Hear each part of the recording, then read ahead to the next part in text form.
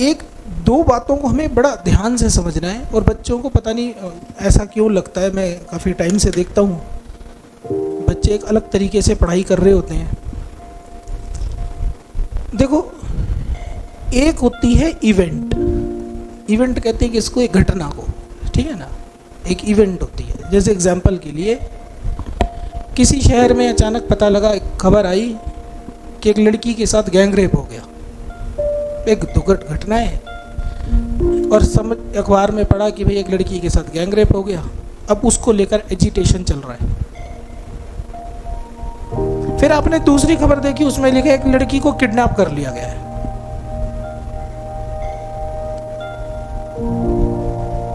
आपको दूसरी खबर पता लग गई, दूसरी घटना पता लग गई। तीसरी आपने खबर देखी कि एक लड़की के साथ जो है ऑफिस में जो है सेक्सुअली हरेसमेंट जो है किया जा रहा है, और आजकल जो है इस तरीके की सिचुएशंस होती जा रही हैं। फिर आपने अगली खबर देखी और उसमें लिखा हुआ है कि डोमेस्टिक वायलेंस के केसेस जो हैं वुमेन्स के लिए, जब से कोरोना आया घर पे बैठे सारे भाई यही काम कर रहे हैं, तो डोमेस्टिक वायलेंस भी बढ़ता जा रहा है। अलग अलग इवेंट है। लेकिन अब इन सब इवेंट को तुम एनालाइज करोगे तो ये इवेंट एक इशू से रिलेटेड है, और वो इशू है कौन सा? हमारा वुमेन सेफ्टी का इशू। वुमेन सेफ्टी या वुमेन सिक्योरिटी का इशू है। इवेंट हमारी बहुत सारी हो सकती है। करंट अफेयर्स में जब अखबार आप पढ़ेंगे तो आपको बहुत सारी इवेंट्स देखने को मिलती हैं, और वो सारी इवेंट्स किसी ना किसी इश्यूज के साथ रिलेटेड होती है। ऐसा कोई इवेंट नहीं हो सकता जो किसी इशू के साथ रिलेटेड ना हो। हर इवेंट इशू के साथ रिलेटेड है। अखबार में हर जगह इवेंट्स ही इवेंट्स लिखी हुई हैं, इवेंट्स ही इवेंट्स लिखी हुई हैं। और कई बार क्या होता है, इवेंट्स या तो कुछ न्यू इवेंट आ जाती है, और कुछ इवेंट ऐसी होती हैं जो रिपीट नेचर की होती हैं। वो बार बार रिपीट होती हैं, बार बार रिपीट होती हैं, रोज रिपीट होती हैं। जैसे एग्जाम्पल के लिए किसान आंदोलन चल रहा था। अब किसान आंदोलन चल रहा था, लगभग 10 महीने तक रोज खबर आई उसकी। 10 से पहले भी खबर आई थी जब ऑर्डिनेंस वगैरह पास हुआ था। उसके बाद जब उनका आंदोलन चला, 10 महीने तक रोज फ्रंट पेजेस पे भी आई, इनसाइड के पेजेस पे भी आई, कई सारे एडिटोरियल्स भी आए, कई सारी चीज़ें आई। और बच्चा क्या कर रहा? रोज पढ़ रहा। सोचो 10 महीने तक उसने पढ़ा है। और आज अगर उसको बोल देना 10 नंबर के लिए लिख के बता दो, नहीं लिख पाएगा, टाइम जरूर लगाया होगा। फिर उसका क्या फायदा था? तो मैं तुम्हारे को एग्जांपल दे रहा हूँ कि कुछ इवेंट्स हैं जो रिपीटेड नेचर की थी। जैसे एग्जांपल के लिए एग्रीकल्चर के लिए जो एजिटेशन चल रहा था, प्रोटेस्ट चल रहा था फार्मर्स का, एक ये बार बार रिपीट हुई। और पढ़ते पढ़ते अचानक खबर आ गई अफगानिस्तान के अंदर तालिबानी घुस गए, और रोज़ खबर आई फिर कि हमारे यहाँ के जो हैं एम्बेसडर ये कह रहे हैं, डिप्लोमेट ये कह रहे हैं, आज मीटिंग बैठ रही है, आज दिल्ली में ये हो रहा है, आज यूएन की मीटिंग बैठ रही है। रोज़ बच्चा पढ़ रहा है, और लगभग 2 महीने तक यही चला। और बच्चा रोज 2 महीने फ्रंट पेज की ये बातें पढ़ रहा है, बीच में पढ़ रहा, पढ़ता जा रहा है, पढ़ता जा रहा है, पढ़ता जा रहा है, पढ़ता जा रहा है, पढ़ता जा रहा है। और पढ़ते पढ़ते अचानक खबर आई क्या? रशिया और यूक्रेन की लड़ाई हो गई। उसके लोग एक नया मुद्दा आ गया। इसको भी अब चले जा रही है, पढ़े जा रहा है, पढ़े जा रहा है, पढ़े जा रहा है। What I am trying to say is, आप कभी भी जब करंट अफेयर पढ़ें, आप इवेंट के पीछे मत भागे। आप इवेंट को ज्यादा इंपॉर्टेंस मत दें। आज भी ये खबर आ रही है, कल भी खबर आएगी, परसों भी खबर आएगी, आती रहेगी, आती रहेगी, वो आती रहेगी। आपको क्या करना है? इस इवेंट को रिलेट करना है किसके साथ? एक इशू के साथ। और किसी भी इवेंट के ऊपर करंट अफेयर में डायरेक्ट क्वेश्चन भी नहीं पूछा जाता कि भाई ये घटना हुई थी, दिल्ली में मीटिंग हुई थी, बताओ कौन उसका अध्यक्ष बना था, दिल्ली में कहाँ हुई थी। ऐसा कोई क्वेश्चन देखा? कहीं नहीं आता कोई क्वेश्चन। पढ़ भी रहे और आ भी नहीं रहा। और कई बार तो क्या है, बच्चा पढ़ भी नहीं पाता, एक ही की रिसर्च में इतना लग जाता है, इतना लग जाता है, इतना लग जाता है, 2 घंटे उसी में खराब करता है। फिर उसे लगता है ये एक न्यूज़ है, फिर दूसरी है, फिर तीसरी है। इवेंट्स के पीछे अगर तुम भागोगे तो इवेंट्स आपको कोई भी हेल्प नहीं करेगी। जैसे एग्जांपल के लिए हर इवेंट को रिलेट करो अपने सिलेबस के टॉपिक के साथ। बेस्ट, मैं तो कल भी यही बोल रहा था। जैसे फार्मर लॉज थे, फार्म लॉज जो आए, फार्म लॉज हमारे अगर टॉपिक के साथ कनेक्ट करके तुम देखो तो एमएसपी का टॉपिक लिखा हुआ था वहाँ पे, फार्म लॉज के बारे में लिखा हुआ था, टॉपिक 4, 5 लिखे हुए हैं। So you must be knowing कि हाँ यार ये जो बात चल रही है ना, इको के जीएस पेपर 3 में इको के टॉपिक नंबर 4 और 5 से रिलेटेड है। इतनी बात तुम्हें पता होनी चाहिए। और उस इशू के बारे में, क्योंकि वो करंट में इशू चल रहा है, तो उस इशू के बारे में सबसे पहले तो ये पता हो कि रीज़न, कि आखिरकार कोई भी इशू है उसका रीज़न तो होता है ना, बिना रीज़न के तो कोई इशू नहीं होता। बस उसका रीज़न पता हो। और जब रीज़न पता हो तो रीज़न का मतलब ये नहीं है ऑल रीजंस, ये नहीं होता, ध्यान से समझना। ऑल तो तुम कभी जान ही नहीं सकते, कितना समय ले लो, ऑल नहीं जान सकते। ये ह्यूमन बीइंग का क्या है, एक कॉन्स्ट्रेन है। ऑल फैक्टर्स तो पता ही नहीं लग सकते।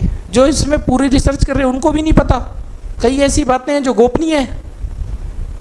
तो तुम सब तो नहीं जान सकते, लेकिन हाँ जो एक जनरल रीजंस होते हैं किसी भी इशू को लेकर के, उतना तो पता लग सकता है कि हाँ, जैसे एग्जांपल के लिए यूक्रेन और रशिया की अगर लड़ाई हुई तो क्यों हुई, तो 4-5 रीज़न तुम्हारे को, 3-4-5 रीज़न पता हो, ताकि इसके ऊपर कोई आपसे बात करे या कोई सवाल आए तो आपको मालूम होना चाहिए।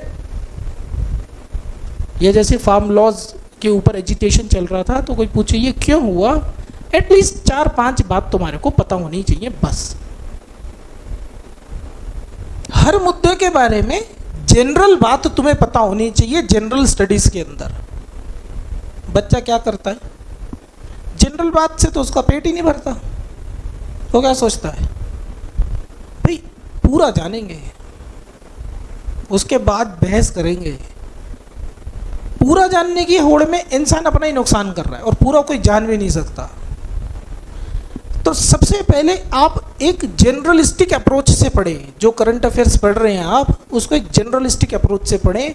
और जनरलिस्टिक अप्रोच कहती है कि just understand the reason of any issue. 3 to 4, 5 reasons are more than sufficient, because आपको बस इतना ही पता हो, यू कैन इलेबोरेट इट।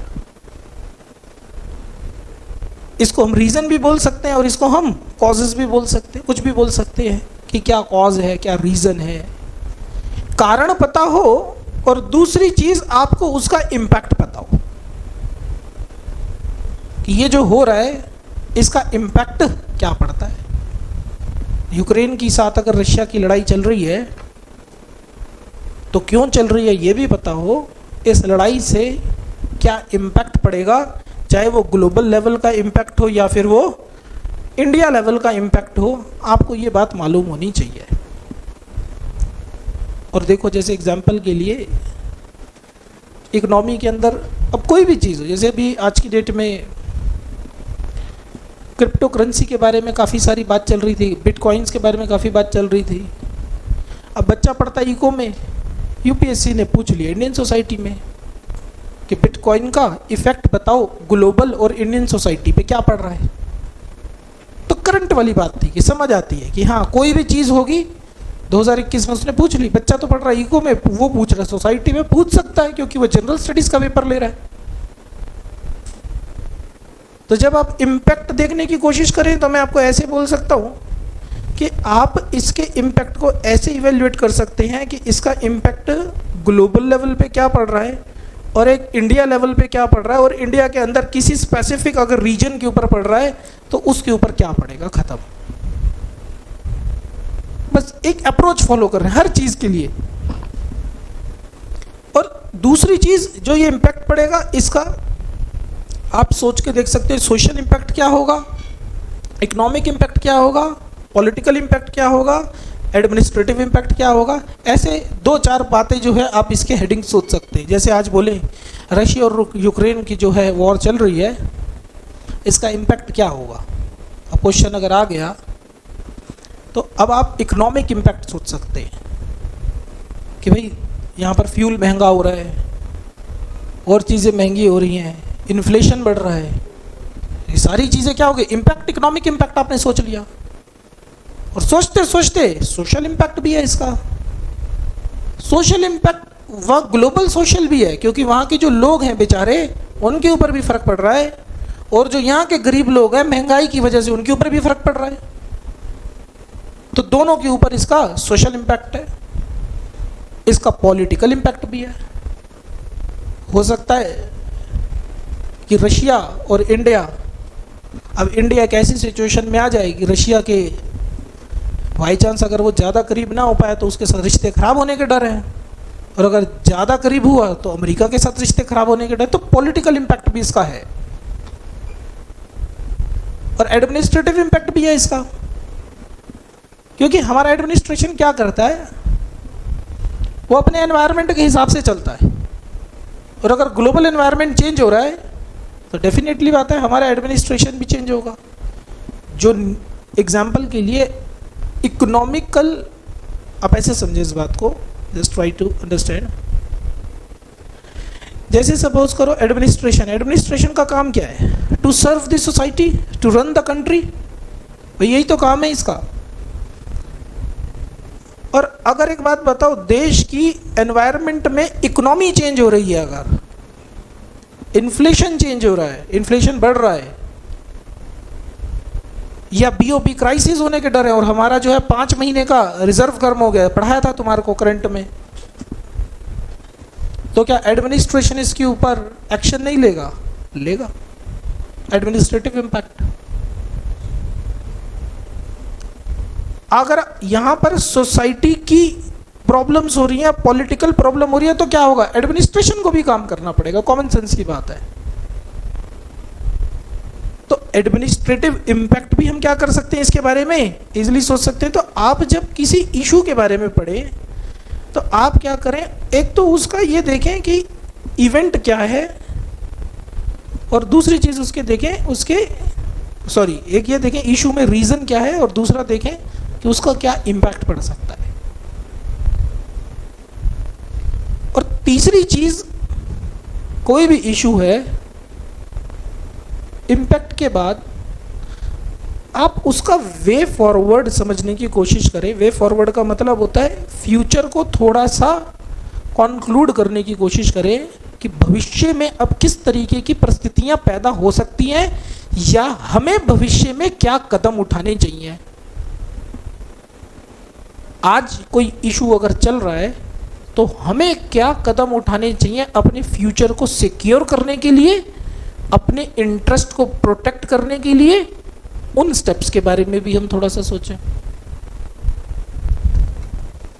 जैसे आज हमारे को पता है कि रशिया और यूक्रेन में वॉर चल रहा है, तो इंडिया को क्या चाहिए अपनी पोजीशन को ज़्यादा स्ट्रेंथन करने के लिए? कुछ ना कुछ तो चाहिए होगा ना, या हम बैठे रहें, जब होगा एज एंड व्हेन वाली अप्रोच लेकर देखा जाएगा तब की तब, अमेरिका दोस्त बना हुआ है हमारा, ऐसा तो नहीं है ना।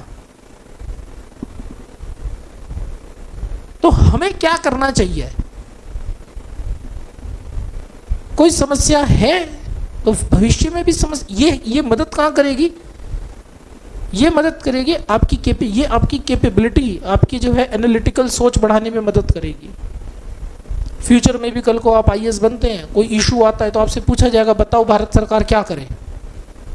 Well in advance. एक होती है रिएक्शनरी अप्रोच, जिसे कहते हैं रिएक्शन, और एक होता है प्रोएक्टिव अप्रोच।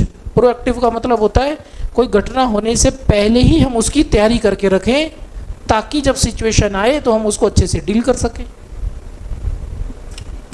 तो एक है ये कि वे फॉरवर्ड, फ्यूचर में इंडिया को अपने इंटरेस्ट को प्रोटेक्ट करने के लिए क्या कदम उठाने चाहिए।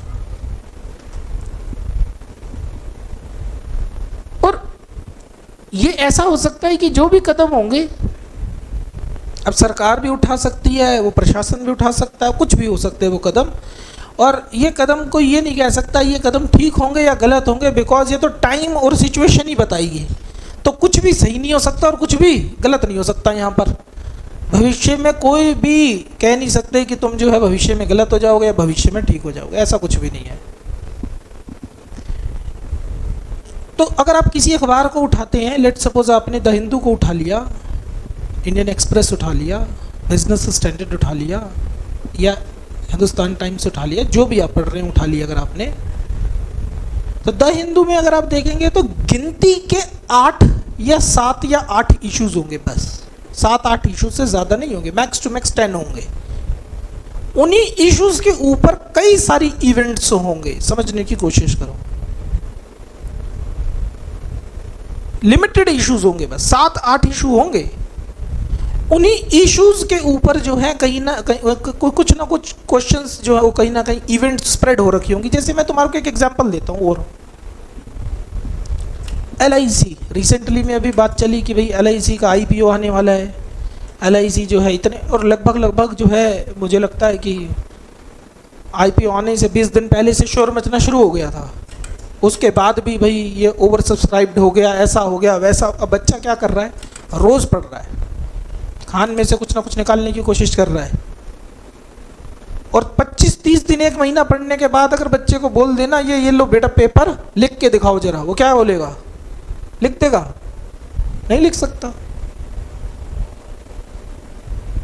तो तुम्हें क्या करना है, तुम्हें पहले ये सोचना है कि यार LIC का अगर इशू आया है, LIC का IPO इशू हो रहा है, तो आप फिर से वही बात अपने सिलेबस को सोचें। और आप सिलेबस में पाएंगे कि यार मेरा ये तो इको से रिलेटेड न्यूज़ है, GS पेपर 3 से रिलेटेड। और GS पेपर 3 में आप सिलेबस को देखेंगे तो आप पाएंगे टॉपिक नंबर 3 है बजटिंग का, और उसके अंदर एक डिसइन्वेस्टमेंट नाम का एक टॉपिक आता है। डिसइन्वेस्टमेंट का मतलब है अपनी कंपनी को बेच देना, एसेट्स को जो है सेल ऑफ कर देना, रफली मतलब तो यही है उसका। तो इन केस आप जब आंसर लिखें डिसइन्वेस्टमेंट से रिलेटेड, बजटिंग से रिलेटेड, फिस्कल डेफिसिट का जो है डेफिसिट फाइनेंसिंग के ऑप्शन से क्या होंगे उससे रिलेटेड, वहां पर आप लिखें कि हाँ डेफिसिट फाइनेंसिंग का मतलब है कि अगर देश चलाने के लिए पैसा कम पड़ रहा है तो वो पैसे की पूर्ति डिसइन्वेस्टमेंट से की गई है और रिसेंटली LIC से की गई है, वहां वो अच्छे नंबर आपको देगा। UPSC का भी ये क्वेश्चन नहीं पूछेगा, बताओ LIC का शेयर कितने रुपए का इशू किया था। और मेरी बात तो यकीन ना हो, आप पिछले जो है 20, 25, 30 साल जितने सालों के देख सकते, देख लो, आज तक एक भी क्वेश्चन ऐसे नहीं आया। UPSC आपको ये पढ़ाना चाहती है कितने का शेयर मार्केट में जा रहा है, ये पढ़ लो। नो, उसने आपको एक डिसइन्वेस्टमेंट पढ़ाई है। हाँ, अब देखो, let suppose disinvestment is an issue, ठीक है ना। अब इस इशू के बारे में आपको क्या पता होना चाहिए, ये डिसइन्वेस्टमेंट हुआ क्यों है। इंटरव्यू में भी अगर आप जाएंगे तो आपसे ये पूछा जा सकता है LIC की डिसइन्वेस्टमेंट हुई है तो क्यों हुई थी LIC की डिसइन्वेस्टमेंट। 2-3 बात पता हो, सारी तो नहीं पता होंगी, किसी को भी नहीं पता होंगी, 2-3 बात पता हो कि हाँ सर डेफिसिट फाइनेंसिंग के कारण हुई थी, इस रीजन से हुई थी, 2-3 बात आप बता सके। हो सकता है वो पूछ ले इससे क्या इम्पैक्ट पड़ेगा, पूछ सकता है, economic impact, political impact, social impact पूछ सकता है। और लगता है फ्यूचर में क्या करना चाहिए, क्या हमेशा ऐसी बेच के देश की जो है कमियों को दूर करना चाहिए, हमें क्या स्टेप उठाना चाहिए, बस इतनी ही बात पूछ सकता है, इससे ज्यादा नहीं पूछ सकता। तो तुम देखोगे अखबार में पिछले 1 महीने से शोर मचा हुआ है। अब हर रोज अगर तुम न्यूज पढ़ोगे, पहली बात तो तुम ये समझो आपके पास एक लिमिटेड टाइम है। हाँ, या तो अभी 3-4 साल 5 साल समय है और अभी से आप जो है 5 वर्षीय योजना बनाकर चले हो, 5 ईयर प्लान, तो एक अलग बात है। और मैं तो बोलूँगा अगर 5 साल का समय हो तब भी समय खराब करने की जरूरत नहीं है। अपने टाइम को क्या, हमारे को अपनी क्या करना है, एफिशिएंसी को इंक्रीज करना है। एफिशिएंसी इंक्रीज करने का मतलब होता है लेस टाइम में ज्यादा हमारे को फायदा उठाना है। तो हम कैसे करें करंट अफेयर, अखबार पढ़ने का मकसद क्या होना चाहिए, देखो अखबार के अंदर तुम्हारे को दो चीजें दिखाई देंगी, एक